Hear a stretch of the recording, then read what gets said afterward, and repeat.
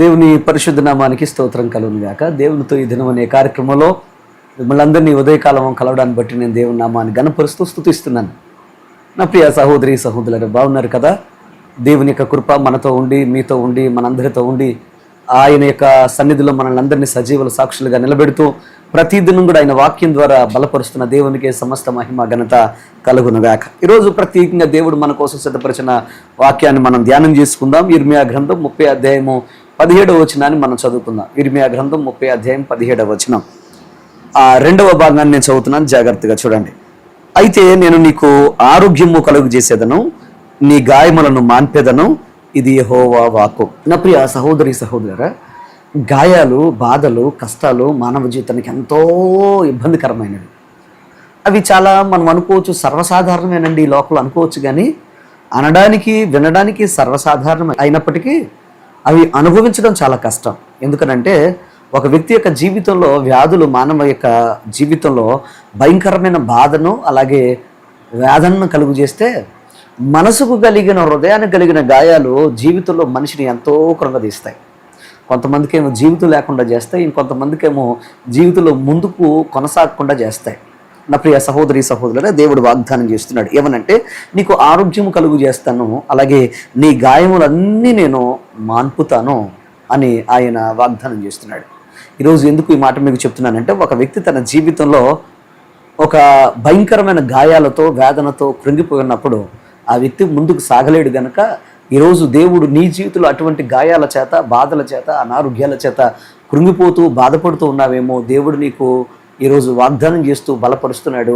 నీ గాయాల్ని ఆయన కట్టి నిన్ను ముందుకు నడిపించడానికి ఆయన ఒక అద్భుతమైన ప్రణాళికను నీకోసం సిద్ధం చేశాడు. నా ప్రియ సహోదరి సహోదరుల, కీర్తన గ్రంథము 147వ కీర్తన 3వ వచనంలో మనం గమనిస్తే ఆయన అద్భుతమైన మాటను మన కోసం తెలియజేస్తున్నాడు. ఏమని అనంటే, గుండె చెదిరిన వారిని ఆయన బాగు చేస్తాడు, వారి గాయములను ఆయన కట్టే దేవుడని ఆయన వాగ్దానం చేస్తున్నాడు. ఈరోజు నా ప్రియ తమ్ముడు, చెల్లి, ప్రియ సహోదరి సహోదరుడా, ఆయన నిన్ను ఎలా బాగు చేస్తాడు, ఆయన నీ గాయాన్ని ఎలా కడతాడు అని అంటే, ఈరోజు మనసుకు కలిగిన, నీ గుండెకు కలిగిన బాధను ఆయన తీసివేస్తాడు. ఒకవేళ నిరుత్సాహంతో, నిస్పృహతో వెనకపడి ఉన్నావేమో, ముందుకు సాగలేకుండా ఉన్నావేమో, దేవుడు నీకు వాగ్దానం చేస్తున్నాడు, నీకు మాటిస్తున్నాడు. ఒకవేళ గుండె చెదిరి, ఒకవేళ వేదనతో బాధపడుతున్నావే నా ప్రియ తమ్ముడు, చెల్లి, ప్రియ సహోదరి సహోదరుడా, ఈరోజు ఆయన వైపు తిరగండి. ఆయన నీకు కలిగిన ప్రతి బాధను ఆయన తొలగిస్తాడు. అనేక మంది మాటల చేత నిన్ను అనేక రకాలుగా ఇబ్బందులు పాలు చేస్తున్నారేమో. యోబును మీరు గమనిస్తే, యోబు గ్రంథం 5వ అధ్యాయం 21వ వచనంలో యోబు తన యొక్క జీవితంలో మాటల చేత గాయపడ్డాడు. మాటల చేత గాయపడి వేదనతో బాధతో ఉన్నప్పుడు అంటున్నాడు, ఏమనంటే, నేను మాటల చేత ఎంతో గాయపరచబడుతున్నాను. ఈరోజు చాలామంది గుండెకు ఎందుకు గాయం కలుగుతుంది, మనసుకు ఎందుకు గాయం కలుగుతుంది అని అంటే, వారు మాటల చేత హింసించబడుతూ వేధించబడుతూ ఉన్నప్పుడు గాయం కలుగుతూ ఉంటుంది. చాలామంది అంటూ ఉంటారు, నువ్వు చేయగలవా, నీ వల్ల అవుతుందా, నీ స్థాయి ఎంత, నీ బ్రతికెంత అని మాటలతో గాయపరుస్తూ ఉంటారు. ఇంకొంతమంది సూటిపోటి మాటలు భరించలేకుండా ఉంటారు. మీ యొక్క జీవితాల్లో ఒకవేళ అవమానకరమైన పరిస్థితుల్లో, లేమిలో ఉంటే చాలామంది అవహేళనగా చూస్తూ గాయపరుస్తూ ఉంటారు. కంగారు పడకండి. ఎందుకనంటే ఈరోజు నిన్ను పరిపూర్ణంగా స్వస్థపరిచి నీ గాయాలని కట్టడానికి ఆయన సిద్ధపడుతూ ఉన్నాడు. నీ మనసుకు కలిగిన గాయమైనా, గుండెకు కలిగిన గాయమైనా, శరీరానికి కలిగిన గాయమైనా ఆయన స్వస్థపరచగలిగిన దేవుడు అనే విషయాన్ని మీకు మనవి చేస్తున్నాను. మీరు గుర్తుపెట్టుకోవాలని మీకు మనవి చేస్తున్నాను. ఈరోజు నా ప్రియ తమ్ముడు, చెల్లి, ప్రియ సహోదరి సహోదరుడు, కంగారు పడకండి. మీ జీవితంలో ఎటువంటి గాయాలు మిమ్మల్ని వెంటాడుతున్నా ఆయన నిన్ను విడిచిపెట్టడం. ఈ రోజున మీరు గమనిస్తే మనుషులకు గాయాలు చేయడం అలవాటే, కానీ నా దేవునికి గాయాలు మాన్పడం బాగా తెలుసు. ఈ రోజున దేవునికి నీ జీవితాన్ని అర్పించుకో, సమర్పించుకో. ఎలా ముందుకు వెళతానో, ఏం చేయగలను, నా బ్రతికి ఎలా ఉంటుంది, నా జీవితం ఎలా ఉంటుందని కంగారు పడుతూ ఉన్నావేమో. ఒకవేళ నీ జీవితంలో కృంగిపోతూ, ఒకవేళ ముందుకు సాగలేని స్థితిలో ఉన్నావేమో. నువ్వు అనుభవించే స్థితి ఏమైనా, గాయమేమైనా కానీ ఈరోజు అనేక అవమానాల చేత కృంగిపోయి ఉంటే ఒక్కసారి దేవుని మాట విను. ఈ లోకంలో అందరూ నిన్ను బాధపెట్టి నిన్ను కృంగదీసేటట్లుగా చేసిన నా దేవుడు బలపరిచి నిన్ను ముందుకు నడిపిస్తాడు. దావీదును మీరు జ్ఞాపకం చేసుకుంటే, తన జీవితంలో ఎప్పుడైతే గొల్యాతు మీదకు వెళుతూ ఉంటాడో, గొల్యాతు భయంకరమైన మాటల చేత గాయపరిచాడు. నువ్వు చిన్నవాడివి, నువ్వు పనికిరాని వాడివి, నువ్వు పనికిమాలిన వాడివి అని తిట్టడం ప్రారంభించాడు. కానీ దావీదు దృష్టి అంతా దేవుని మీద ఉంది. వస్తున్న అవమానాలు, గాయాల మీద కాదు, కానీ దేవుని మీద ఉంది కనుక దేవుని నామం పేరట ముందుకు సాగగలిగాడు. ఈరోజు మీ జీవితాల్లో కూడా ఒకవేళ అపజయాలతో, బాధలతో, వేదనలతో కృంగిపోయి ఉన్నారేమో. దేవుడు మీతో మాట్లాడుతున్నాడు. మీ కృంగదలను ఆయన అద్భుతమైన బలంగా మార్చగలడు. సో ఈరోజు నీ గాయాలను కట్టే దేవుడు నీకున్నాడు. కంగారు పడుకు.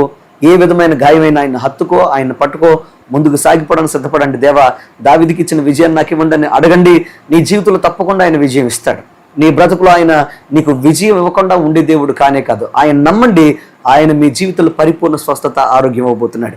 ఈరోజు ప్రత్యేకంగా మీ వ్యవసాయ వ్యాపార జీవితాల్లో కలిగిన ప్రతి బాధను, వేదన ఆయనకు అప్పగించుకుంటూ ముందుకు సాగిపోయినట్లయితే, అత్యంత ప్రేమ కలిగిన వాడు, సమర్థుడు, ఆశీర్వాదాలు ఇచ్చే మన తండ్రి, మన దేవుడు మీ జీవితంలో గొప్ప కార్యం చేసి ఘనమైన సాక్ష్యం నిలబెడతాడు. ఈ దినమంతా మీరు చేసే ప్రతి ప్రయత్నాల్లో తోడుకుని మీకు తోడుగా ఉండి అనేక అద్భుతమైన విజయాలతో మిమ్మల్ని నింపుతాడు. దేవుడు అటువంటి కృప మీ అందరికీ అనుగ్రహించును గాక. God bless you. Let's pray. ప్రార్థన చేసుకుందాం. కళ్ళు మూసుకోండి. మా పరమ తండ్రి, కొందరు స్తోత్రాలు. ఈ దినమందు ప్రియ బిడ్డలందరితో మీరు మళ్ళీ వేడుకుంటున్నాను. అయ్యా, మాకు కలిగిన గాయాలు నీవే స్వస్థపరచగలిగిన వాడు నాయన. మనసుకు కలిగిన నాయన గాయాలు ఈ లోకంలో ఎవరూ స్వస్థపరచలేరు. అది నీ తప్ప ఎవరి వల్ల కాదు నాయన. గుండె పగిలి బాధతో, వేదనతో, అనారోగ్యాలతో, కష్టాలతో, అవమాన భారంతో ఎంతమంది అయితే ప్రభా ముందుకు సాగలేకుండా ఉన్నారో అటువంటి వారందరినీ చేతులకు అప్పగిస్తున్నాను. బలహీనలు బలపరిచి దినమందు చేస్తున్న ప్రతి ప్రయత్నాన్ని సఫలపరిచి రానున్న దినాల్లో ఘనమైన సాక్షులను పెట్టండి. బిడ్డలకు కావాల్సిన ఈవులు, బిడ్డలకు కావాల్సిన ఆరోగ్యాలు, బిడ్డలకు కావాల్సిన దీవులను అనుగ్రహించమని వేడుకున్నాను. ఎంతమంది అయితే ఈ యొక్క నా వాక్యాన్ని చూస్తున్నారో వారి జీవితంలో ఒక అద్భుతం జరుగునుగాక. ఈ యొక్క దినమంతా కూడా విజయకరమైన దినంగా, ఆశీర్వాదకరమైన దినంగా, ప్రశాంతత కలిగిన దినంగా, స్వస్థత కలిగిన దినంగా మార్చి ముందుకు నడిపించమని, అద్భుతం చేయమని యేసు పరిశుద్ధ నామమున అడిగి వేడుకుని ప్రార్థిస్తున్నాము పరమ తండ్రి. Amen. Amen. God bless you. దేవుడు మీకు తోడుగా ఉండును గాక. ఆమేన్.